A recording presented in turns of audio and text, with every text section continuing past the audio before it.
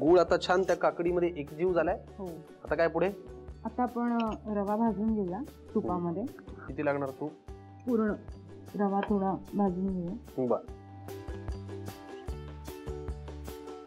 बरं, आपण स्टीमर का घेतलंय? स्टीमर अशासाठी आहे की हे दोन प्रकारे आपण करू शकतो. म्हणजे काही वेळेला स्टीमरचा पण वापर करू शकतो. बर. बदाम पुढे? बदाम, काजू. हा पदार्थ खरा कोकणामध्ये जसा रव्यामध्ये बनवतात तसा तांदळाच्या पिठामध्ये. अच्छा. मग त्याला स्टीमर वापरला जातो मोस्टली. बर. आपण किसमिस घातली. हो, किसमिस घातले. मीठचा वापर खूप आपण एकदम कमी प्रमाणात करणार आहोत, कारण की ऑलरेडी गुळामध्ये मिठाचं प्रमाण असतंच. बरोबर. पण मला एक सांगा, स्टीमरचा वापर आपण या पदार्थात करत नाही होत ना?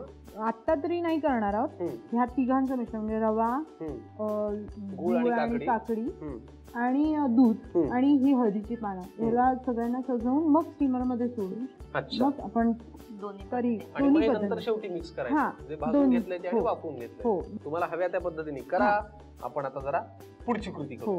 काय करायचं? आता गुळ आणि काकडीचं जो मिश्रण आहे ते मी त्यामध्ये सोडते. हळदीची पानं आता कधी वापरणार? आता टाकणार मी. ही हळदीची पानं पण हे आपण यामध्ये अशी सोडू. जस्ट फ्लेवर साठी. हा, फ्लेवर साठी. आता दूध घालायचंय. बर. आणि मग थोडीशी वेलची पावडर आणि थोडं झाकण मारून 5 मिनिटं ठेवू आपण. बर, ठीक आहे. आपलं रेडी. बर. वा वा वा वा. थोडी वेलची पूड घालूया म्हणजे छान असा सुगंध येईल त्याला. वा. थोडं झाकण ठेवूया. प्लेट मध्ये तूप लावून त्याच्या वड्या पण काढू शकतो किंवा ते असं शिळ्यासारखं पण खाऊ शकतो. फॅन्टास्टिक. चला मंडळी, तुम्हाला हव्या त्या पद्धतीने खा, परंतु धोडस करण्यासाठी लागणारं साहित्य आणि कृती लिहून घ्या.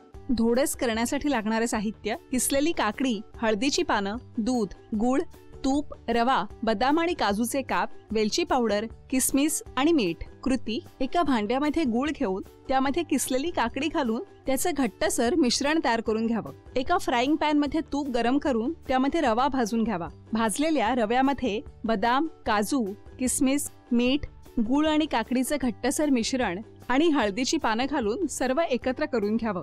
नंतर त्यामध्ये दूध आणि वेलची पावडर घालून फ्राईंग पॅनवर झाकण ठेवून मिश्रण वाफवून घ्यावं. वाफवलेल्या मिश्रणाच्या नंतर वड्या पाडून घ्याव्यात आणि सजावट करून डिश सर्व्ह करावी.